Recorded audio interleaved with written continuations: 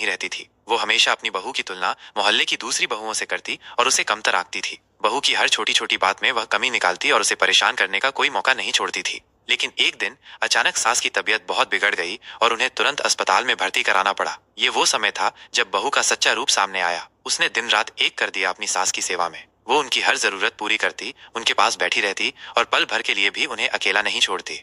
वहीं दूसरी ओर वे बाहरी बहुएं, जिनकी सास हमेशा तारीफ करती थीं, कभी कभार अस्पताल आती, हाल चाल पूछती और फिर अपने अपने घरों को लौट जाती। किसी ने भी सास की देखभाल में बहू का हाथ नहीं बटाया।